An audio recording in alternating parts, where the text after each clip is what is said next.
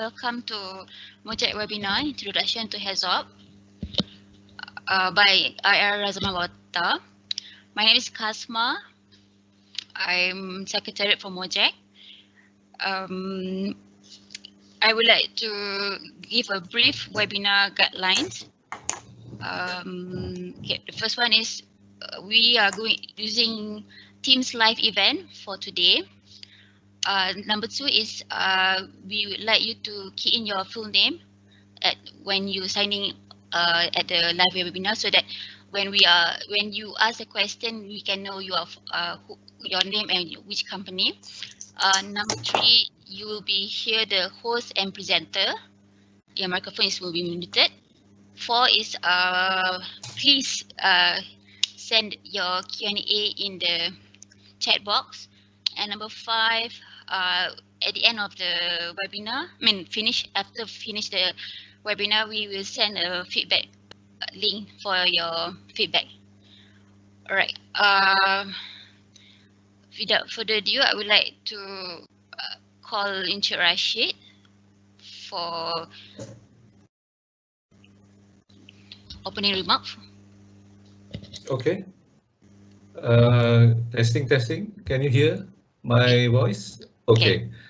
I will have I will take a small part of the course of today's discussion to give a little bit of background of MOGEC.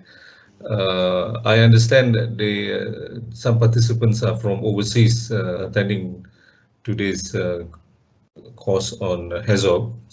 I sincerely welcome everyone. Briefly, MOGEC consists of over 70 plus engineering companies or companies that does engineering work, mainly based in Kuala Lumpur and throughout Malaysia. At the moment, our membership are still growing, and we are also extending our membership to individuals rather than in addition to member companies. And some of the companies who are members consist of companies, multinational companies from various countries based in KL, but our members also includes local engineering-based companies who have been providing their services to the oil and gas industry in Malaysia for more than 10 to 15 years. I really appreciate IR Razmahwata, or we call him Wata in short, to take this initiative to share his knowledge and expertise in HAZOP.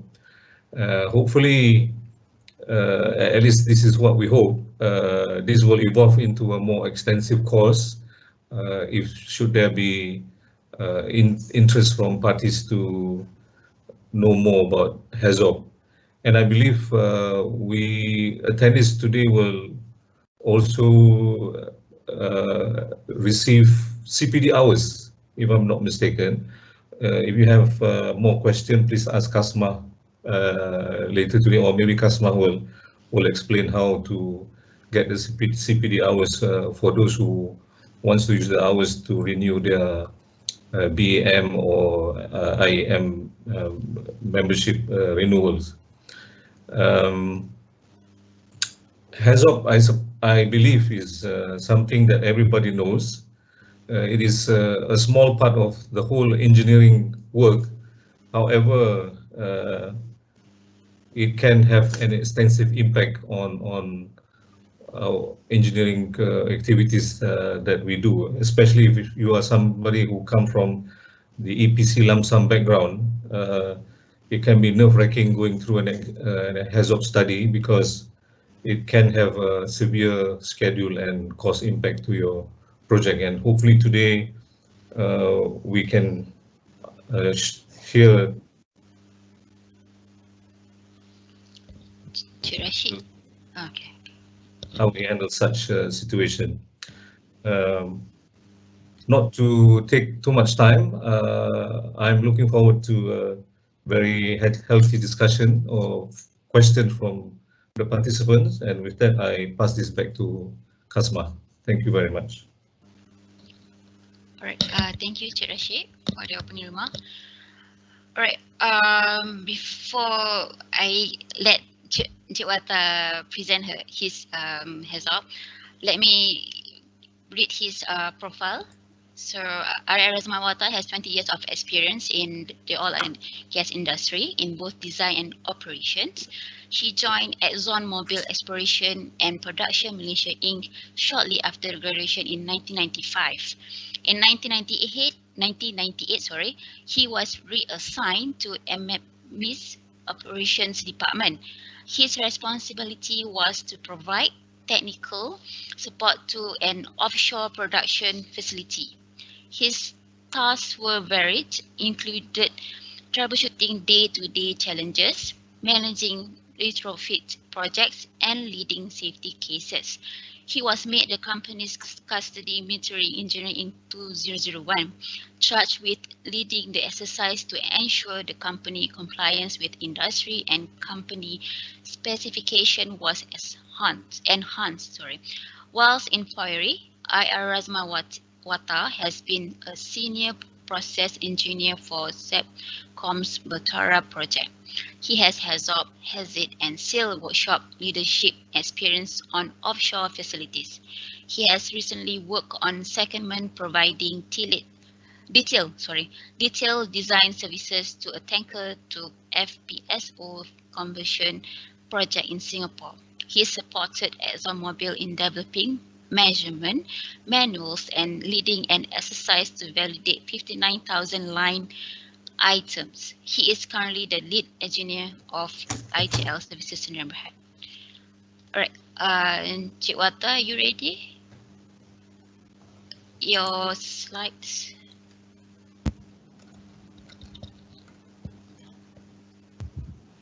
Okay, can you see the slides? Wait. Can you see the slide? Yeah, I can see the slide. Okay.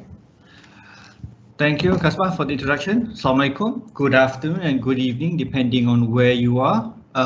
Thank you for taking time on this very hot Thursday afternoon to attend a talk which is on something which is on it goes across engineering.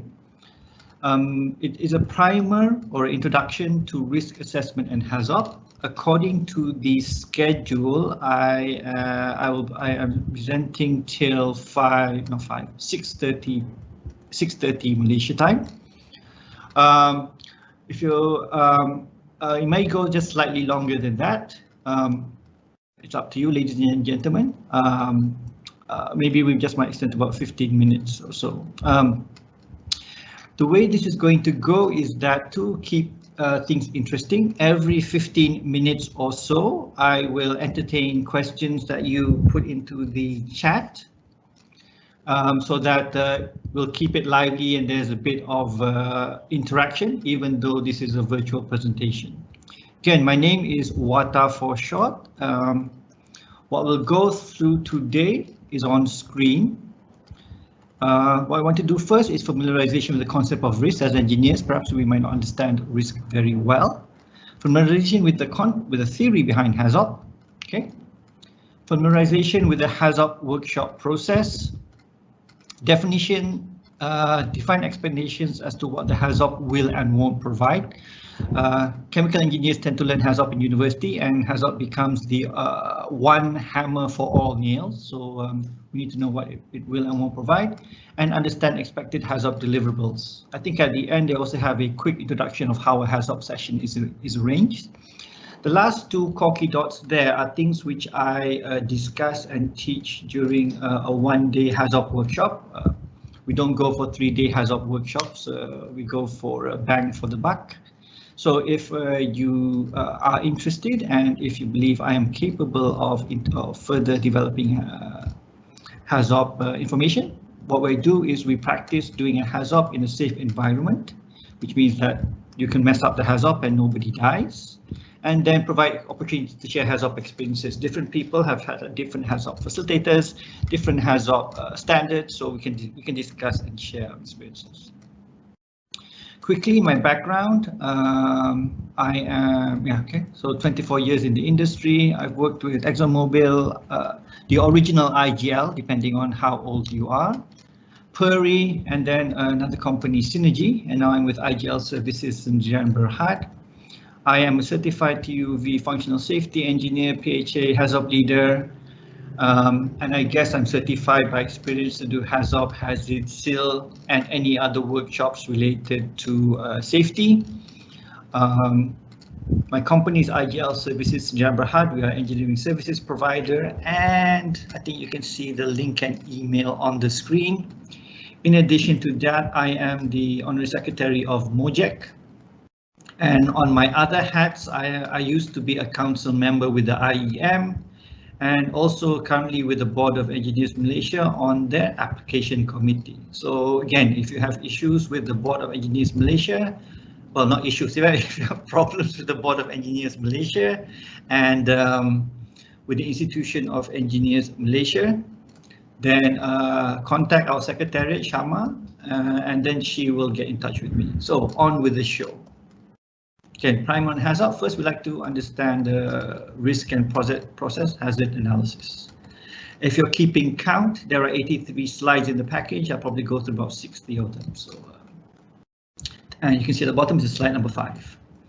So reminders, engineers, risk is a combination of frequency and severity. So you have to combine both of these so they come up with a risk. Okay, so something which is low risk and high risk are considered qualitative assessments of a risk. For example, a low risk scenario may involve a very severe outcome, but a low frequency of occurrence. The typical example given is the aircraft industry. If something happens, it happens very hard, but it doesn't happen often. Even though you might have seen in the news that the 777 engine coupling, cowl came off 2 days ago, but that is again, if anything happened there, that'd be a severe outcome, but you don't expect an engine cowling to come off every other day. So engineers understand that the risk is a combination of harm and severity. Do not believe the newspapers when they're trying to spin a certain subject. So in general, that's how we call it. We call it as we have high risk and low risk, but when we are in discussion with other engineers, we need to be talking on the same level, having the same mile stick. So when we do risk assessments, or when we go through risk, we tend to put some categories so we know we're talking on the same level. For example, in this case, you can have high and low risk where you have what do you call it? Magnitude. We can start with minor or no injuries, and then high magnitude is fatality. So we know where in these 4 categories, for example, we know which level of consequence we're talking about. Same thing for frequency. The less magnitude for frequency is that the incident is not likely to occur on this facility. The higher magnitude of frequency is that it occurs very often. Again, when we do risk assessment, you will be using these words as well. Even in the HAZOP, you will hear these type of discussions as well. Okay, so remember, consequence, frequency. If you take nothing else away from today, take this away plus one other diagram. And if you are young engineers and know about quantitative risk assessments, we can target for a certain magnitude of consequence, how often we allow it to happen. So in this case, for example, if an event results in more than 200 fatalities, we allow it to occur not more than 3 times 10 to the minus 8 per year. Okay, so and if something happens in with 1 or more first aid injuries, we allow it to happen 3 times 10 to the minus 2 per year. The intent of this diagram is to show that as the severity of the consequence increases, the frequency of it allowed to increase decreases. Okay.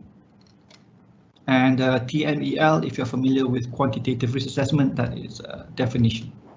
We can discuss it later or after the formal presentation, if you wish. I'll be here for a while. Again, risk assessment, engineers, you need to talk about risk, understand risk, and discuss it with a large team. So we need some sort of a common ground. One thing that you often see everywhere is a risk matrix. Again, probability on the y-axis, consequences on the x-axis.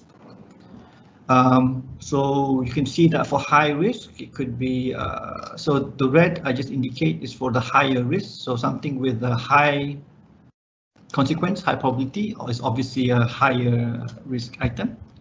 If something is low probability, low consequence, is a low risk item. And then for the other cells, depending on your organization, you can consider as medium risk. Okay, so just because something has a high consequence doesn't mean it's a high risk. Again, risk matrix, we can discuss it later. This is just an example. Each organization has their own risk tolerance.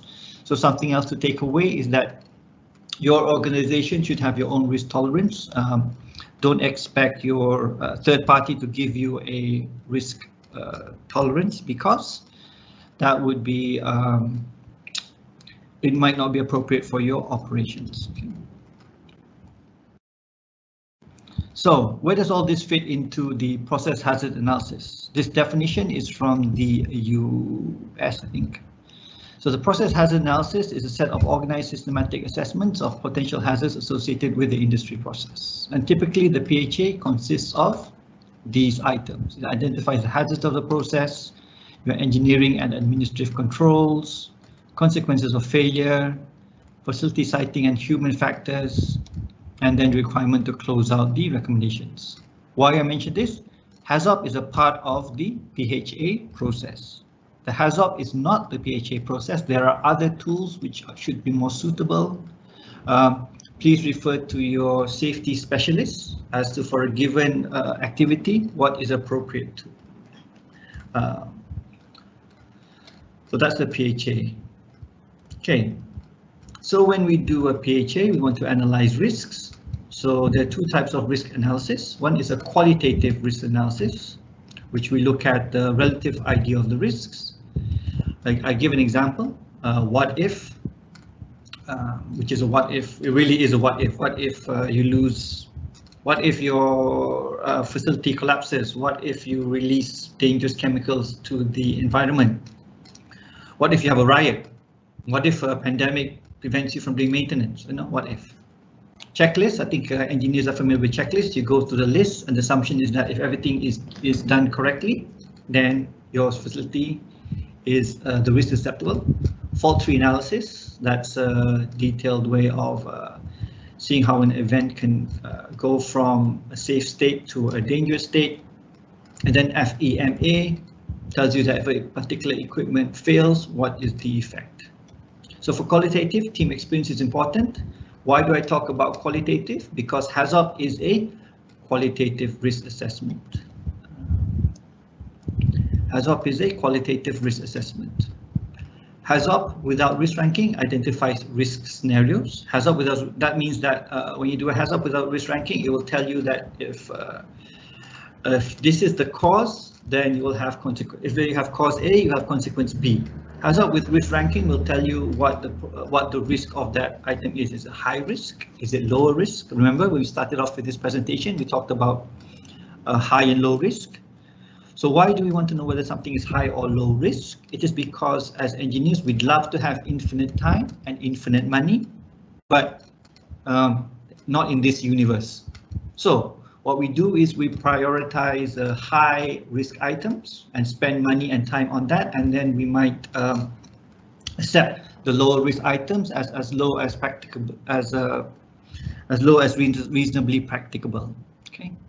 Again, sometimes HAZOPs, most organizations have it just at the without risk ranking level. Hold on. Let me just check the. I think there's no questions coming in yet, right? Not yet. Okay. Again, if I go through, we have questions. Please ask, so it gets so we can keep it a bit lively. So this screen here is example of a failure mode and effect analysis. It is usually for the electronics and automation industry. But again, it's a tool. It can be, if there is a situation in your industry where you need a failure mode and defects analysis, you can apply it. It needs to be applied correctly. And this was okay, yeah.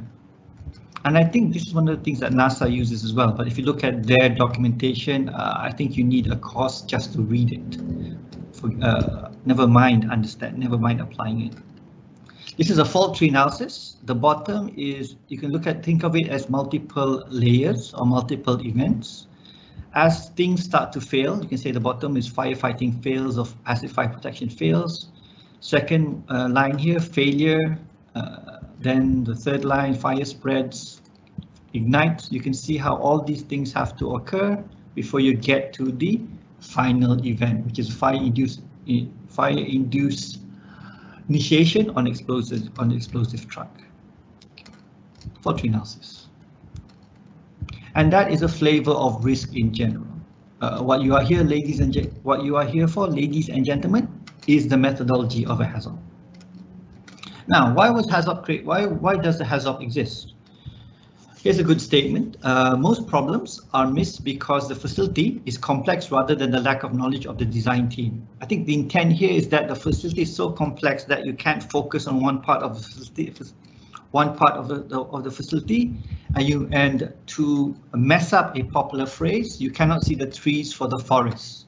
You can look at the big picture, but then if there are tiny subtleties in your plant, which you might miss. So that would be the impetus of creating a HAZOP.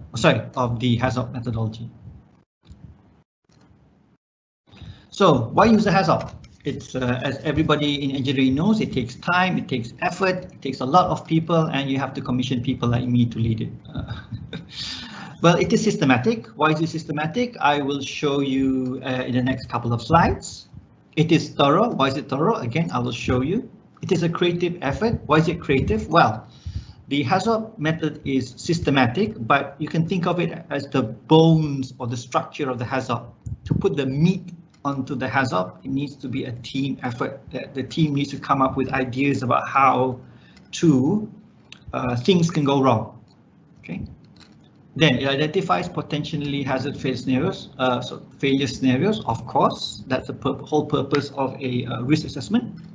Then you want to identify key safety-related operating procedures or identify crucial operating requirements. This is a bit unique because you can maybe identify physical barriers, for example, overpressure protection, fire water monitor, but then you might realize that a certain procedure, for example, operator being able to confirm that a valve is being opened or closed is very critical. If that one fails, you can have a catastrophic event. So, or whether if you have a new plant which has hydrogen sulfide, then you identify that hydrogen sulfide training or hydrogen sulfide detection is important as well.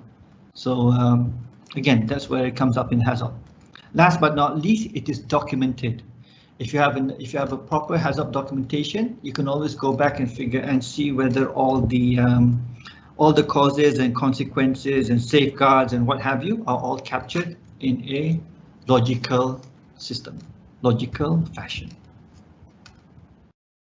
Okay, that is what HAZOP is. Again, HAZOP is not the hammer for all nails. HAZOP, at some places, it is overkill or is just not correctly done. So, for example, a HAZOP is not a design review. A design review is when I don't think I need to explain what design review is. If you perform it during the HAZOP stutters and stalls and takes a long time. I guess rule of thumb is if you haven't done a design review, then your HAZOP time is doubled. And you might be wasting people's time because the design review doesn't require all the disciplines to be together. Okay. P&ID review, again, in process chemical engineering. In the HAZOP, you will be using the P&IDs, but you do not want to start re-engineering the P&IDs during the HAZOP, because once the P&IDs change, it invalidates the HAZOP and you will have to do the HAZOP again. That would be a waste of time and waste of effort. Okay.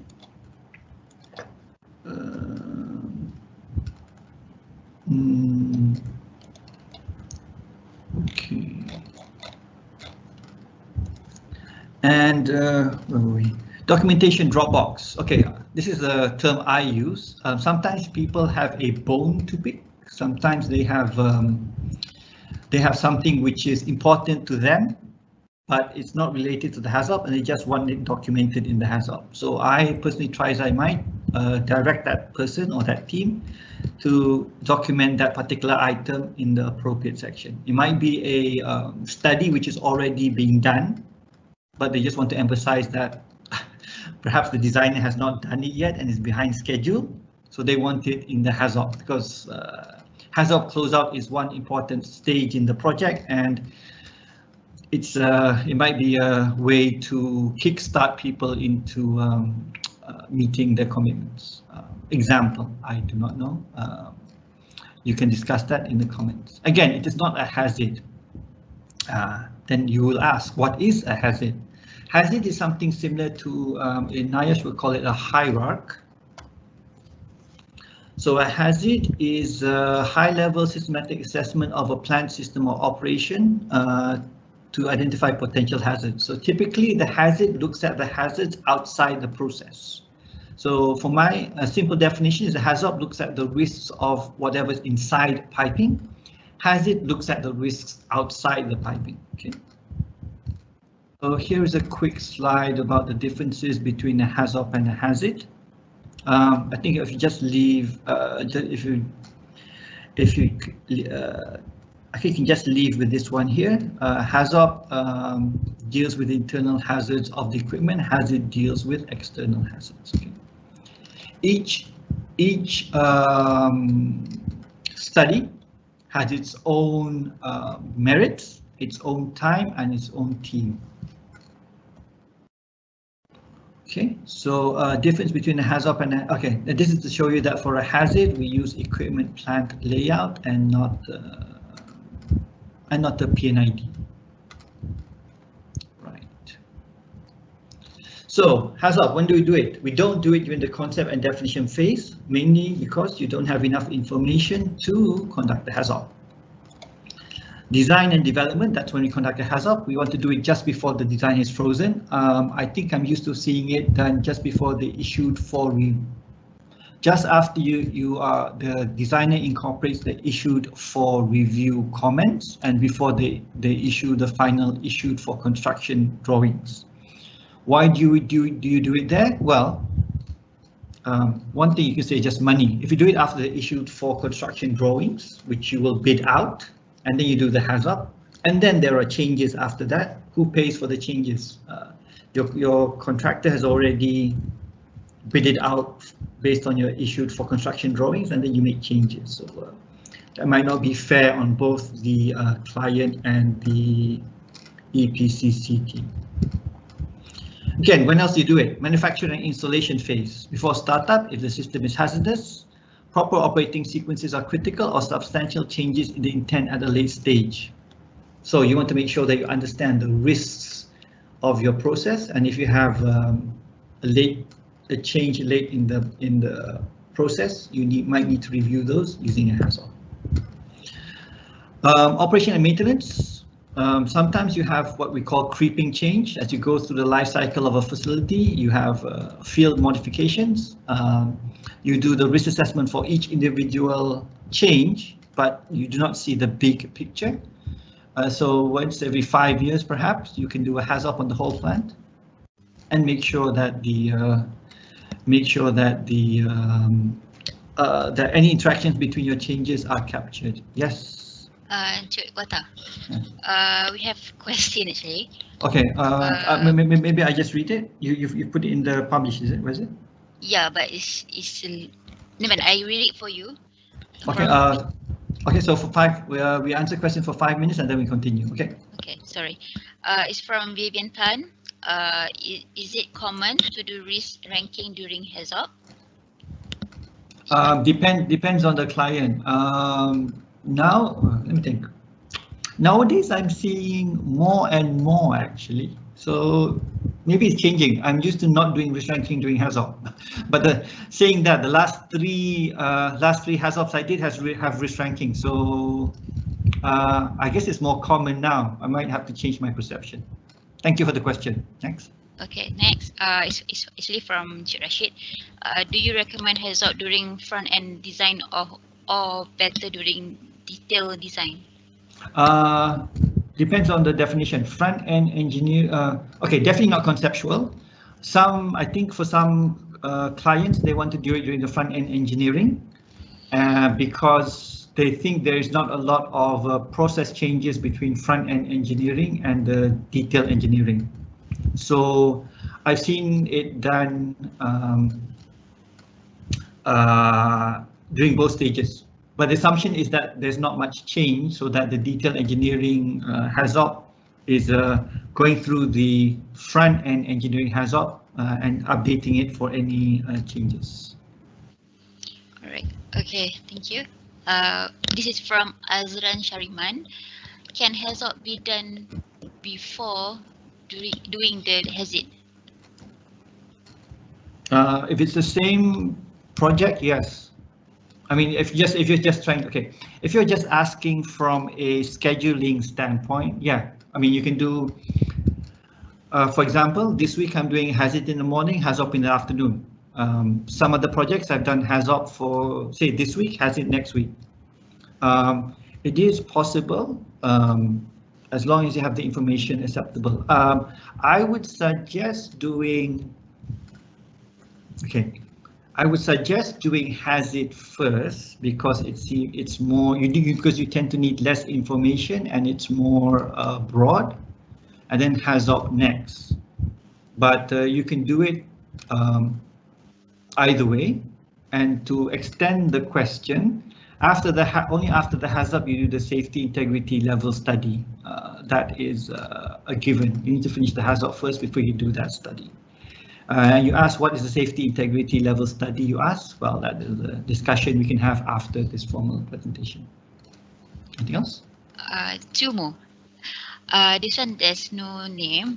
What are the preparations / documents we need to do before carrying out the HAZOP activity? Hang around till the end of the presentation and I will tell you. Okay, then the last one for now. Will HAZOP be impacted by digitalization lot and IR 4.0?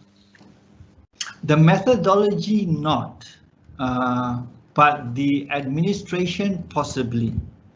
For example, digitalization, we're doing a webinar now, right? So we can now, because of the cooties, because of COVID-19, people have accepted doing HAZOP virtually.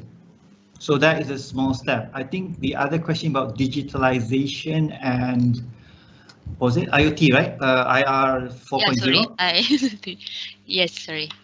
So that one I think is not specifically related to the HAZOP methodology, but more towards the design and the engineering of the plant, how that feeds into the PNIDs, and whether you can automate some of the HAZOP questions. But again, HAZOP has a human factor in it. But if you're interested, maybe that's something a researcher can do. I think I've seen it. I've seen somebody's paper about automating HAZOP risk ranking or something. But again, if there are researchers out there and you can find a way to do a HAZOP and do some of it and automate part of it, well, thank you. You are taking away part of my job. But again, things have to move and efficiency is required. And who am I to stop progress? I'm not going to. I did not stop the horse and the car replacing the horse and buggy, and I will certainly not stop you from making things more efficient and safer. Thank you. Wait, sorry, Cik Wata. How about we next session? The next okay. question. All right. Okay. Later. Okay. So, ladies and gentlemen, this is the slide that is important. If you go away and don't have any, I think somebody asked about slide package, right? Shama? Okay, for this presentation, I am not providing slides. I think it's short enough that paying attention during the presentation should be sufficient. However, if you need a slide, the next slide is the only slide I will give away. If you would like a slide package, perhaps you can attend our upcoming HAZOP seminar and you can have as many slides as you want. So, HAZOP, I will go through it quickly now and then explain each of these boxes as we go along. So, we define the nodes that we are looking at. Okay, then we select one node to study, usually, okay, then we define deviations. Once we define deviations, we define the cause of the deviation. Then, once we know what the cause is, we define the consequence of the cause. There could be multiple causes, okay. Then, once we know the cause and the consequence, we do internally a risk assessment. We look at the safeguards, existing safeguards. Now, does the team think after, with the cause, consequences and safeguards, is the risk acceptable? If it's not, then we do recommendations. Now, for the deviation, we typo. Sorry, yeah. So the deviation we have selected, there could be multiple causes. So, is there another cause which is related to deviation? If yes, we go through the cycle again. If no, we pick out another deviation. I'll explain what deviations are in the next slides. Okay. So if we are now in a node, have we finished all the deviations? If no, if we haven't finished the deviations, we go pick up the next deviation. If yes, then we go to the new node. Then the cycle repeats itself again. You pick out the node, use deviation, cause, consequence, safeguards, recommendations, go through all the causes. Once you finish the causes for deviation, pick another deviation, go through all the deviations and their causes. Once you finish all the deviations, pick a new node. So this is why it's called systematic. You repeat the cycle all the way through the process. Okay. How do you select a study node? If you are a participant, this will be selected for you by the facilitator. Typically, I tend to follow the molecule from upstream to downstream. It's just the way I think. Helps when deciding causes and consequences. Again, perhaps we can go through the example some other time or in a course. Then you can understand why it's probably easier to follow the molecule. We size the study nodes such that the design intent is clearly understood. Again, remember the opening statement. We don't want the node to be too complex, so you miss out the trees for the forest. Examples of the size of the node. These are how I size my nodes. Vessel plus associated pump, perhaps a compressor stage, and perhaps a cooler.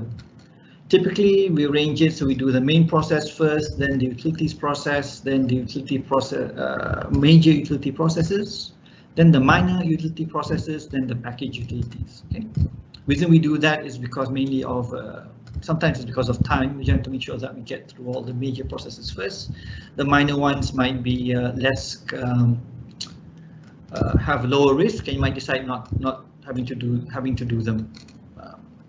For example, if we might decide to start, you want to do the potable water of a plant, then you decide it's not the risk is acceptable, it's a standard design, and then we don't do.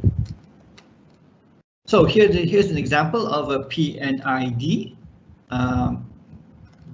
Way I split it up, the yellow is in one node and the red is another node. Okay. The vessel doesn't have a color. You may be asking why that is. It just happens that for this node, the vapor space is one node and the liquid space is another node. So it's up to the facilitator with the agreement of the sponsor as to how you want to break up the nodes. So deviations. How do you do a deviation? So what we do is we select a guide word. So when we apply the guide word to a process parameter, it suggests potential deviations of problem. So let's break it down. Guide word, less, higher, no, reverse. So less means quantitative decrease in design intent. Higher means quantitative increase in design intent, and no, design intent does not occur. And reverse is it's the opposite of what the design intent is. Okay.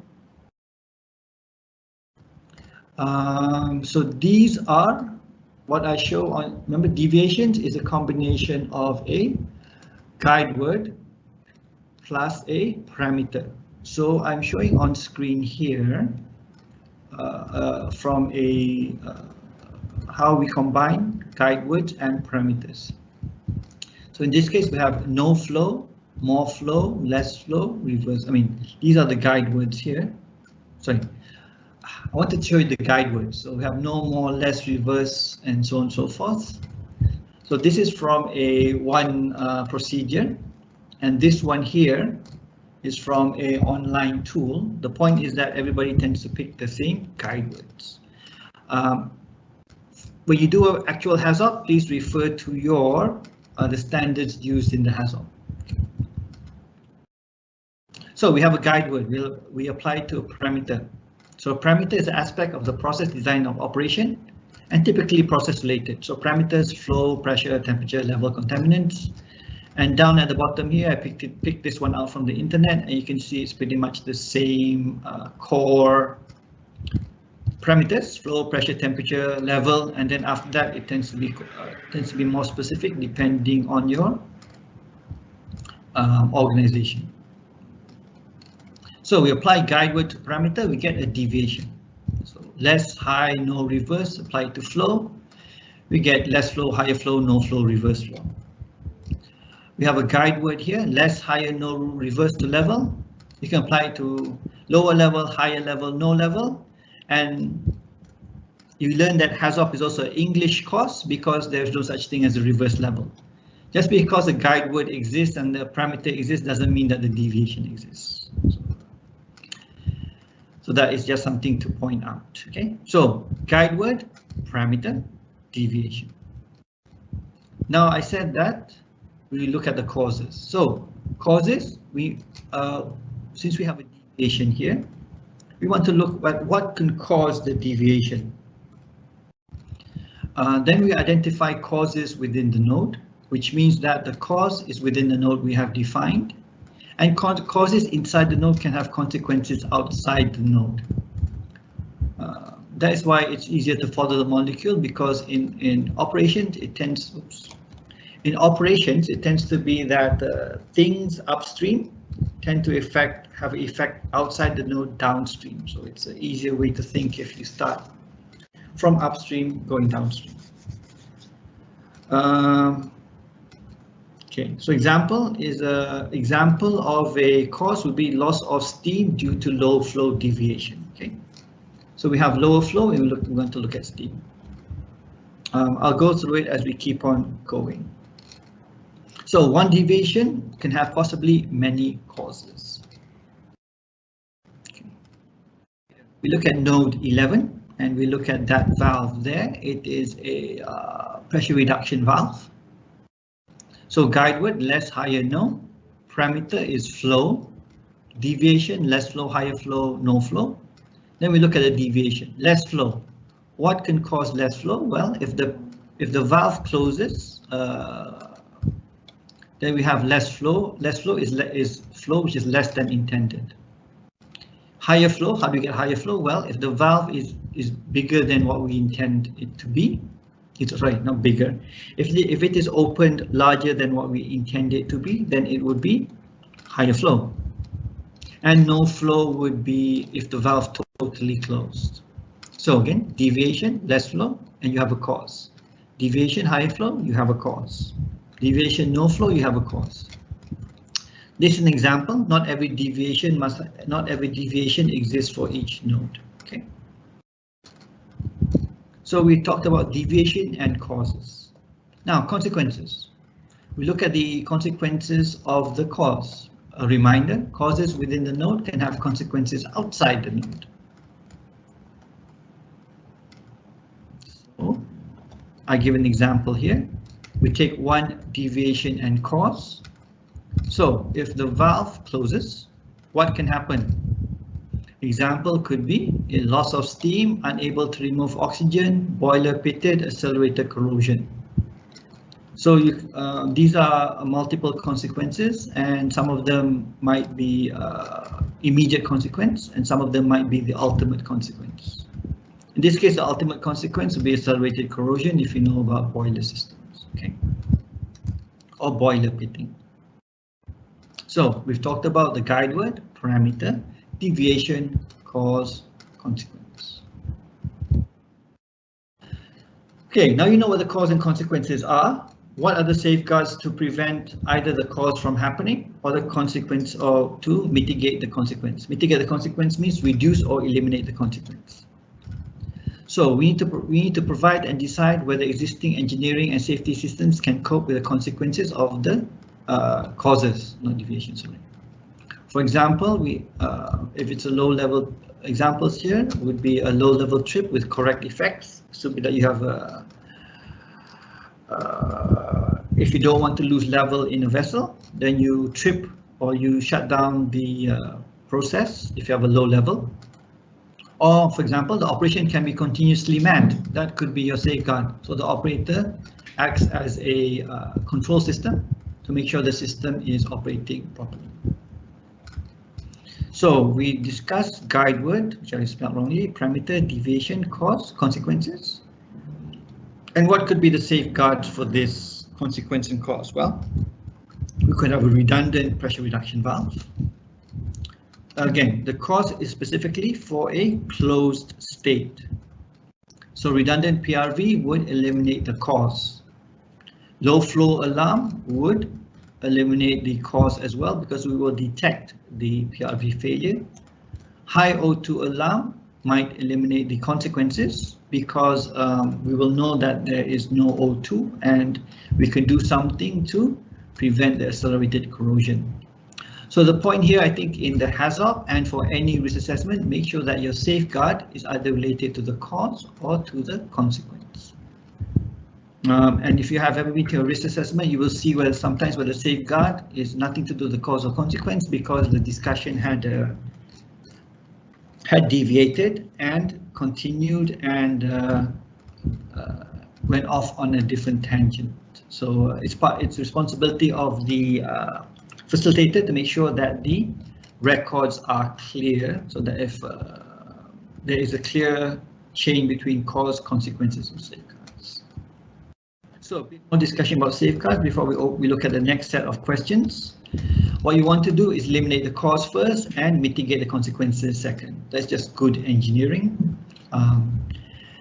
I guess a piece of information, if you want to know more about safety engineering, you can read Trevor Kletz's books. He's a guru in safety engineering. Good design, better than minimum consensus standards. If you look at any any reputable operator, the standards are better than minimum consensus. Example of safeguards might be relief valves, which relieve pressure, redundant voting instruments, so that you have a more reliable detection of your process. Independent alarms and shutdowns, which means that you have multiple shutdowns, you have multiple alarms for the same cause. Sorry, multiple alarms for the same consequence, and maybe control instruments. You can have other control instruments as well. For example, I think I mentioned just now, you can have a redundant instrumentation. Shama, okay, next question break. Right, from this one actually, from John. For the Singapore safety case study, risk ranking is required. Is that a statement or question? I think that's a statement. It's a statement, yes. Okay, thank you. Sorry, wait. Safety case risk ranking is required. Yes, it's required. I think, but I think the question is whether it's required for the HAZOP in the risk ranking case. Next question, please. For now, we don't have a question. That's the last question is now. Oh, no more questions. Hold on. Okay. No more. Okay. So, if you remember, we go back to the loop. we have the deviations, causes, consequences, safeguards, and then the team needs to think, is the safeguard sufficient? Is the risk acceptable? If not, then we need to think about additional engineering and safety systems so that you can reduce the risk to an acceptable level. For example, you might realize that you don't have any safeguards, so you need to put in additional safety systems. Okay. This is all the intent of the recommendation is to reduce the risk to an acceptable level. During the HAZOP, the team is not expected to spend time designing a solution. The team can note down what they want the solution to do, but the proper people to do the engineering would be the engineering team. In my case, if somebody starts scribbling on a whiteboard to describe something, then I think that is the time that the discussion has moved to engineering and deviated from the HAZOP. So that is my explanation of the HAZOP cycle. I give you this from the internet. So these are the terms and the definition. So process sections, guide words, we have hazards, we have process parameters, we have deviations, causes, consequences, safeguards, actions or recommendations. So everybody who is using the HAZOP methodology as invented by ICI Runcon in the UK will be following the same method and might have their own special sauce. But you can see here that the terms are close enough that they are everybody is comes from the same root source. So that is one quick example. I will show you another example. So in short, the black line is the node. And reaction is A plus B equals, A plus B, you generate the product C. Component A must always be in excess of component B to avoid explosion. So A must be more than B, if not you have a safety concern and explosion. Oh, this is a worksheet. So you note that we note down the team members here, the date of the worksheet, the meeting date. Then you have the part to consider, transfer line from supply tank A to the reactor. That is the node you are looking at. Then we have deviations, we have causes, we have consequences, we have safeguards. You can add in comments. Actions required is recommendations, and actions allocated is a poor soul who has to implement the actions. So if you want to look at, if you just want to look at the first line, guide word is no, element or process is no material A, deviation is no material A, causes Y, supply tank A is empty, consequences, no flow of A into reactor and resulting in explosion, safeguards, none shown on the drawing, comments, situation not acceptable, okay, and then action required, consider installation of on tank A of a low level alarm plus a low level trip to stop pump B running. Again, the idea is still the idea is being implemented here. We have deviations, causes, consequences, safeguards, actions, and then you usually have some administration items that you put in, especially who is responsible to close out the action. And again, I think I go through this one in a bit more detail during the HAZOP course. Cik Rashid, Cik Wata. One question, can you take now? Yeah. From Vivian Tan again. Does it have any guidelines on how to decide sufficient safeguards? No, depends. If you are doing a risk ranking, then the risk ranking will tell you whether the safeguards are acceptable, whether the existing safeguards are acceptable or not. Yeah, other than that, again, please note that I said in the beginning that this is a team effort and it's qualitative. So it is up to the team to decide as a whole whether the risk is acceptable or not, without the safeguard, with the safeguard, and if it's still not acceptable, then you have to come up with a recommendation. Okay. Can you take another one or no? I think we just continue first. Okay, all right. Maybe another 15 minutes. Okay. Or yeah, sorry. Yes. Okay, yeah, that's correct. So, what do you need for the HAZOP? This is session management, not the process, but what you can expect during a HAZOP itself. So you can expect to get the terms of reference. Terms of reference will tell you what the objective and scope of the study is. Make sure that you know you're coming for a HAZOP. Indicate the technical and procedural boundaries of the HAZOP. For example, that means that for technical boundaries, where does it start? Where does it stop? Does it stop at your plant? Does it stop at your plant boundaries? Does it include package equipment? Does it include what else is there? Does it include portable equipment? Okay. Procedural boundaries. For example, will we be doing risk assessment? Will we be not doing risk assessment? Will we be looking at only consequences which have health, safety, health, safety, and environmental consequences? Or we'll be looking at operational and asset damage as well. Okay. Terms of reference, the time and date of the workshop, who will be required. Okay, so that will all be in your terms of references. Documents required for a typical HAZOP. We have PIN IDs. So each team member should have PIN IDs identifying the HAZOP node or access to such a copy. Especially when you're doing it virtually, if we only share one screen, we will be sharing a worksheet. So each participant must have their own local copy of PIN IDs. If not, we will be wasting time flipping back and forth between PIN IDs and worksheets. So you also want a specific set of pages or drawings are used during the HAZOP.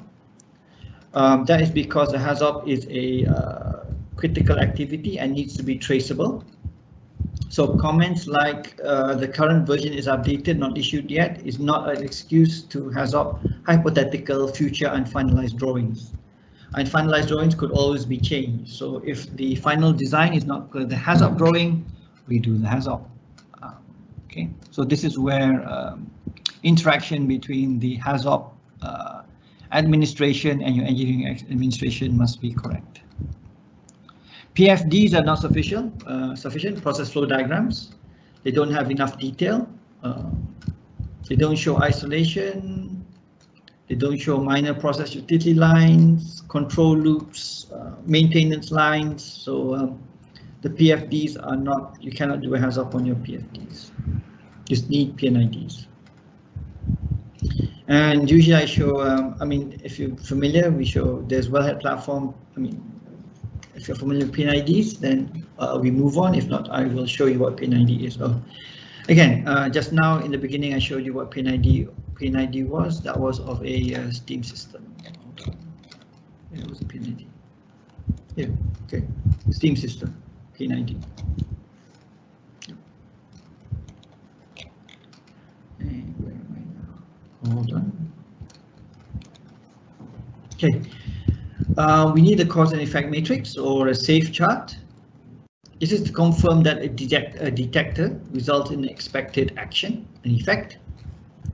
Removes assumptions about the effect of detector shown in the drawings. If you are familiar with PIN IDs and process, you have a good idea as to what a detector, pressure transmitter, level transmitter, temperature transmitter, does in a shutdown loop. However, your knowledge might not be the same as what has been implemented. So that's why we need the cause and effect matrices.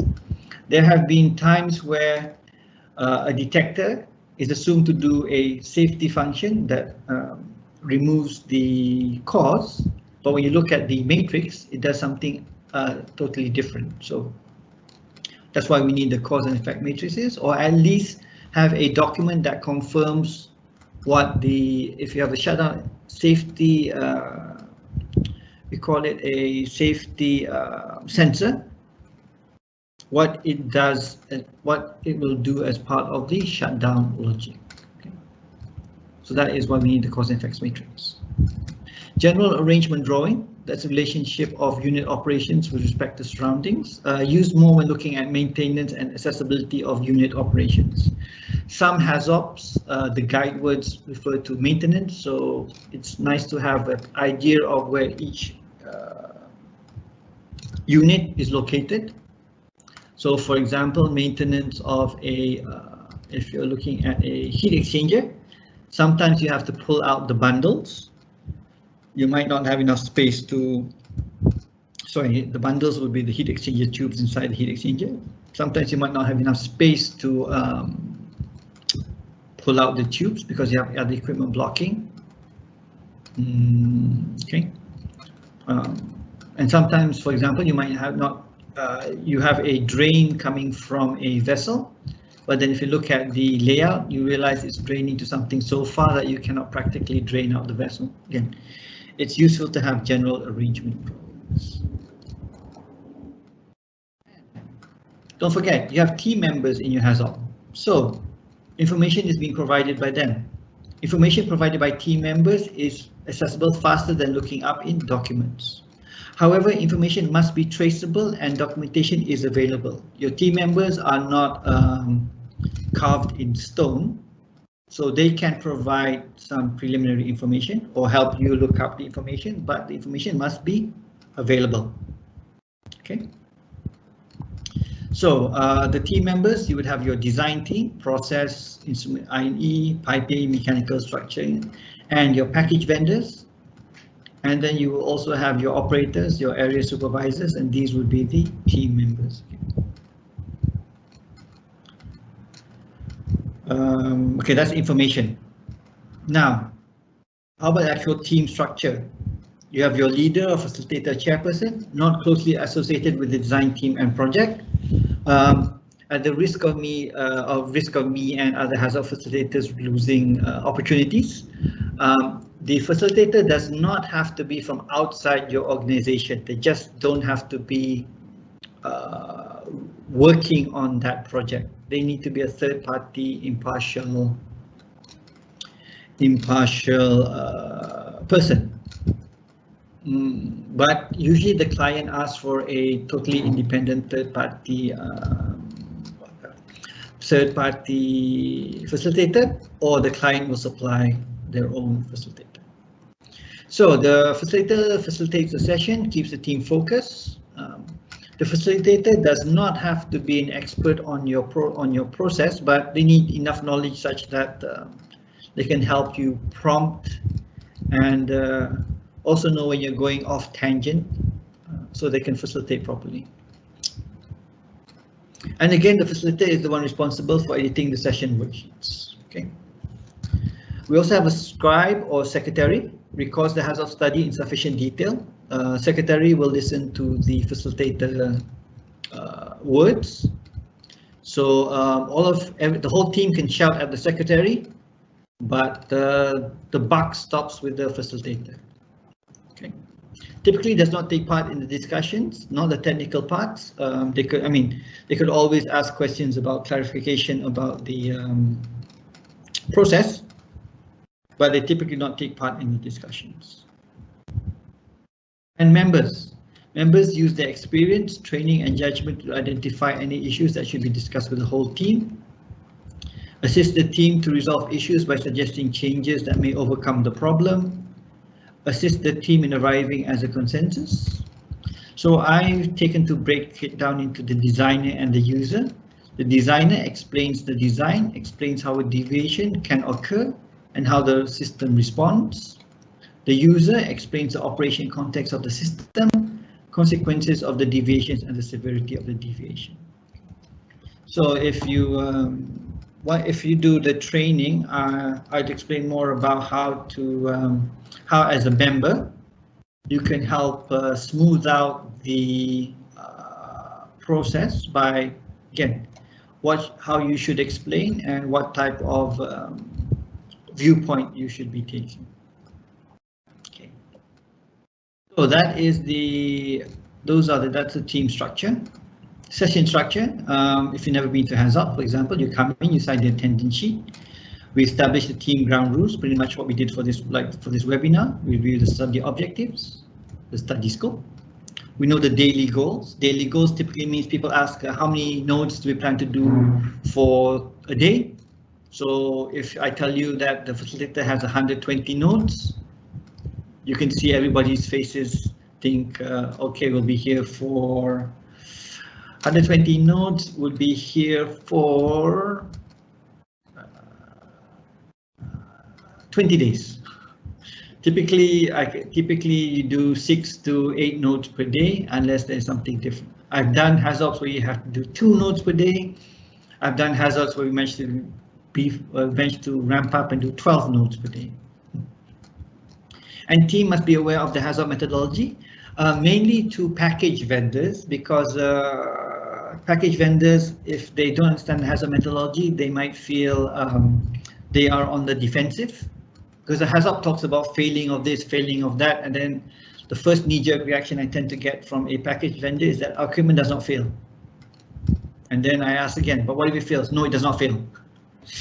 And then it says, why does it not fail? Well, it can fail because we have this safeguard, that safeguard, this safeguard, and that is not the way that HAZOP, that's not the type of HAZOP thought process that we go through. So again, that's why I encourage people to, again, if you don't then my talk, then somebody else's talk about HAZOP, and then get understand, and then see if you can get practice sessions about HAZOP. Then you can see how things work, especially when it comes to safeguards. People get confused about safeguards, consequences, and you end up in a loop. And then once they understand, then they realize why we talk about doing the consequences first without any safeguards. That'll be the session structure. We also have some rules so that we can streamline the HAZOP. For example, I say causes stay within section, consequences look outside section for ultimate consequences. Ultimate consequences mean things like fatality, fire, explosion, environmental release. Because intermediate consequences don't mean much. For example, if you say you're overpressure, resulting in loss of containment, then I would ask, so what? Does it cause a loss of life? If you say no, then that's a low risk. If you say yes, it's a different risk. So we look at ultimate consequences. It's a team consensus. Some organizations don't like to use words such as human error, maloperation, catastrophic. Phrases such as potential fire and exposure to determine ultimate consequences. Don't be speculative, be actual and factual. Be accurate and factual. Written procedures versus practices are very different. Written procedures, if you don't follow, you can be penalized. A practice, if you don't follow, you cannot be penalized.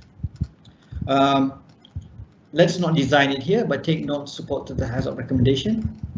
Leader directs the scribe, but leader may ask you for your direction input. Your grammar and your explanation might be better than the leader, so he will use your words and we'll try and fix the grammar later. If you've never been a scribe in a HAZOP, you should try it once and see how much pressure you are under. You have everybody shouting at you and everybody looking at your screen and everybody trying to correct your language. So it's a good test of patience. That's probably why I've never been a scribe ever. So those are the rules. What else are there? Start on time, end on time. We are all peers. And so these are the team rules that we can look at in detail, or you will see during the actual HAZOP. Then we have assumptions. These assumptions are to make sure that the HAZOP does not open up a can of worms or does not become never ending. Process will work as desired, which means that it will work as per engineered. Equipment is fit for intended use, which typically means that we don't talk about a new valve leaking or a new valve passing or flanges passing or gaskets passing. So there, if not, again, that goes down a rabbit hole, which is never ending. Train operators will be used, again, for obvious reasons. If it's untrained, all sorts of things can happen. Written procedures will be followed and preventive maintenance and inspections will be performed. Sometimes, at some point during the HAZOP, somebody will always deviate from these assumptions. Then it's an education process, whether the facilitator did not understand that what they were explaining is outside the assumptions, or perhaps the team member forgot what the assumptions are, or something was important such that even though the team acknowledges the assumptions, this is such an important non-standard failure that it has to be recorded. Examples would be if you're dealing with, the ones I've seen is with hydrogen sulfide, because if that leaks, then it's a bigger consequence perhaps than just having hydrocarbons leak. Okay, I have another 2 more slides, I think. Yeah, so that was the end of the talk. It was it's a lot of information to digest, but again, the main thrust of it was the skeleton or the methodology I showed just now. I will show it again as a closing slide for this talk. I am not the be-all end-all knowledge about HAZOP. You can look at the standard, which is IEC 61882. You can always find that online. IChemE has the HAZOP and HAZOP notes. AIChemE has their HAZOP methodology. LinkedIn has a HAZOP group. Your experienced colleagues have knowledge. Your company standards have knowledge in them. So, yep. So those are other information sources. And that is the end of my talk. Thank you very much for hanging around till the end. Okay. I will show you the slide. Okay, so I'll just keep that on screen. Shama, do you have any questions? Yes. So, how to become qualified HAZOP leader? Depends on organization. If there's some organizations have a, okay, how do I answer that? Some organizations want formal training. Then you can go to reputable training organizations like TUV, and they have a PHA HAZOP chairman, what do you call it? Chairman course. Some other organizations based, okay, then the other way is working up from the ranks. Like myself, it's more of experience, but at some point, experience such that you're recognized as somebody who can conduct a HAZOP competently or in acceptable fashion. But then once you do that, some organizations would want to interview you or want to make sure that you understand their methodology, and then they put you into their list of approved facilitators. Okay. I can't remember how I actually got into my first HAZOP because it's so long ago, but I suspect it's because inside the organization, you always get picked on to do various tasks. So I think I did HAZOP or risk assessment at some point, and when I left, I guess the organization was comfortable that I could do HAZOP as an independent party, and then it just spread out from there. Again, I think that goes for all risk assessment facilitators, not just HAZOP. HAZOP, HAZID, Bowtie, OPA, SIL, what else is there? MOPU, SIMOPS. Do you get the impression I'm trying to sell my services? Sorry, Shaman, what's the next question? We have the next question from Mr. or Miss Anonymous. Question is, how to avoid excessive or irrelevant recommendations in HAZOP? That is, that's like asking how long is a piece of string? It's up to the, okay, it's based on the team. When you do the when you come to the safeguards, the team typically puts in, at the end of the safeguards, the team will decide whether the risk is acceptable or not. Okay. Then after that, if it's not acceptable, then you come up with recommendations. Usually, it's one recommendation per unacceptable risk. So I think that's pretty typical. But the recommendation itself might be very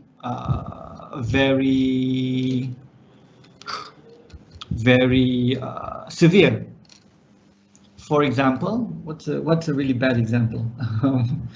For example, it's asked to do a low temperature study. It asked to do a 3D transient modeling analysis of a gas cloud. When the rest of the team thinks that the loss containment or the gas is just small enough that, given your normal guidelines, it's sufficient. So I can't answer the question, but it's more towards the team coming to a level which they are all comfortable with. However, the perception of comfort tends to be different between the operator and the designer. So perhaps it's the part where the facilitator needs to be a bit of a negotiator as well. I know it's a waffly answer, but without a specific example, I can't figure out how to give you a good answer. Sorry. Anything else? Engineer Nazari, you're on mute. Yeah. You're still on. We have the next question from another anonymous, or could be the same anonymous. Could you explain about the terms of reference as well? We need this document for reference prior to HAZOP session, or this is optional? I would say it depends on the client, but all the ones I've seen, the big ones want a term of reference before the HAZOP. Though some of them wanted the day. Okay. Sometimes they just wanted the day before the HAZOP, so there's no practical. Okay, this is just me complaining a bit. Sometimes they wanted a day before the HAZOP, so that there's no practical reason for it, because you won't have time to look at it. But all the clients I've seen wanted to have a term of reference for the HAZOP. I think it's just also to make sure that you know what it's to know what you are going to HAZOP. Time, location, and then it can be distributed around to the rest of the participants. Okay, anything else? Next, from another anonymous, or could be the same anonymous. How is consensus achieved, and what happened if we are unable to reach consensus? Okay, consensus is achieved when everybody agrees to the risk and to any recommendations. If it is not achieved, I think it tends to be which is the more conservative result, or either that, or if there is such a difference of opinion, maybe we park it and agree to do it outside the HAZOP, because sometimes the not reaching the consensus is not so much of the HAZOP, but because of the engineering behind the HAZOP. So worst case is not worst case. An acceptable conclusion to the issue is that you take the most consecutive result, which would be the most consecutive recommendation. Or if it is really a big concern and has extended beyond the HAZOP, we put it in a parking lot so that it can be discussed outside the HAZOP or brought back at the later stage of the HAZOP once more information is available. Okay, another question by anonymous. That's why we ask for names. How to determine the nodes? Any guidelines? If you just came out of university, I think your lecturers will say one line is one node. But if you do that, that's not practical in the industry. I think in my slide, the facilitator will determine the node. and we just size it such that the design intent is clearly understood.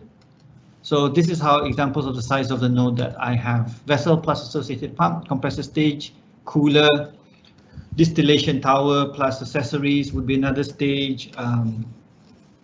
What else would there be? Yeah, separation vessel. So that's how I would determine the node. Then if, the nodes would actually be in the terms of reference as well. So if you get the terms of reference early, then you can discuss whether the nodes are too big or too small. And the guide words would be in the terms of reference as well. Okay, again, that answers, that's back. Can I answer anonymous again? Oh, yeah. There's another anonymous question there. Is the HAZOP facilitator neutral, or should he be standing in for the end user?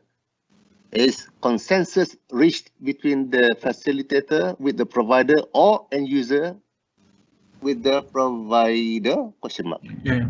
Okay. Consensus is in the team.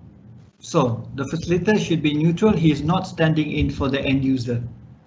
I think the impression is that he's standing in for the designer because it's the designer paying him, but he is meant to be neutral, as in he should come up with a solution which is not based on favoring either party or any parties, not either. There's usually more than one party in the HAZOP. You have your PMT, you have your operations, you have your designer, you have your discipline engineers, and you have your safety.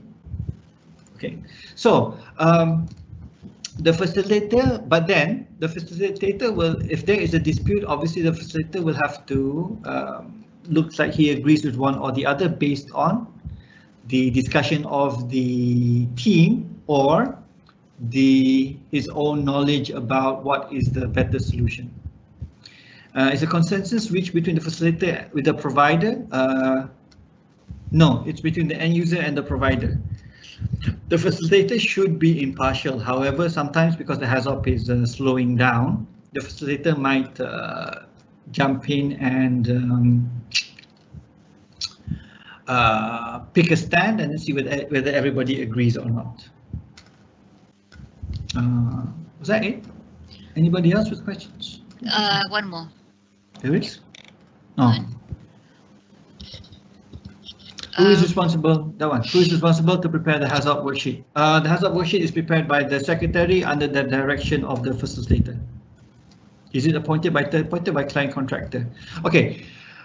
Maybe there's two different questions here. The worksheet from the workshop is prepared by the client contract. The worksheet from the workshop is prepared by the facilitator.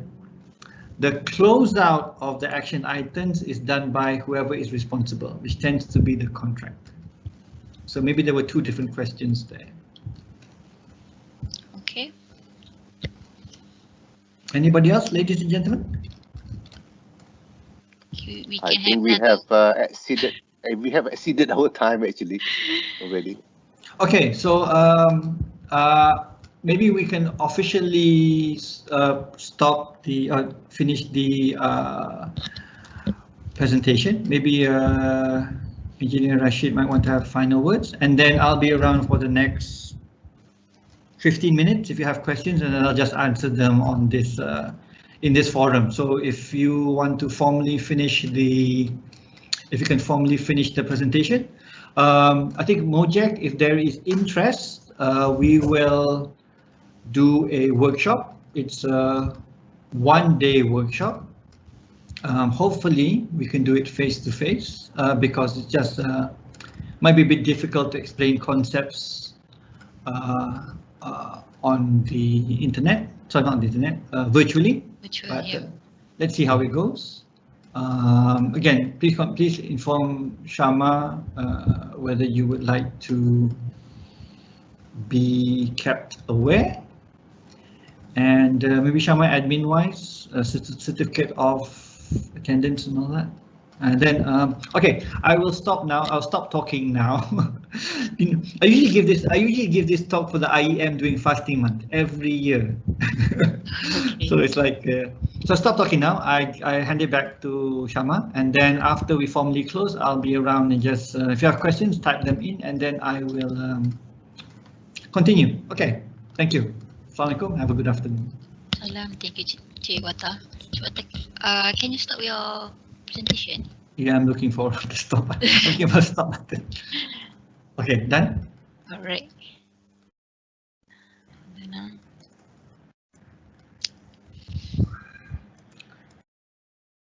Wait.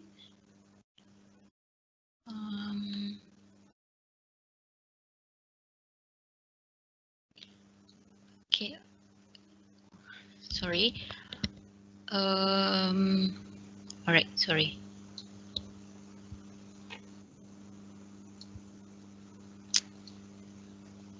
All right. Okay. Encik Rashid, is there anything you want to say? Very quick one. I'm very impressed with Wata's presentation. We always meet him as honorary secretary of MOGEC. Today we really see his real colors. I strongly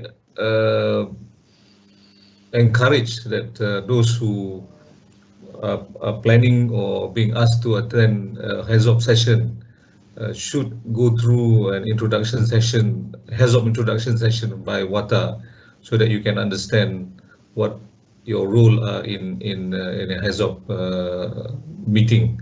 Because many sessions, unfortunately, when they do HAZOP, we get, as Wata said, people from different backgrounds will attend, and the numbers are normally quite high, and normally they are more than the design engineers who did the design. An introduction session like this will be very useful, and I hope we can extend this into or expand this into a one-day workshop like what I mentioned, and we can do that in the coming months or weeks. And those who are interested, please let Shama knows so that we can arrange. We can do that virtually, Wata? Can, but I think let's see how it goes, because I think this one is a bit of so okay. It's physical is more appropriate. It is because mainly because if you are not familiar with the HAZOP concepts, it's easier to explain if in person.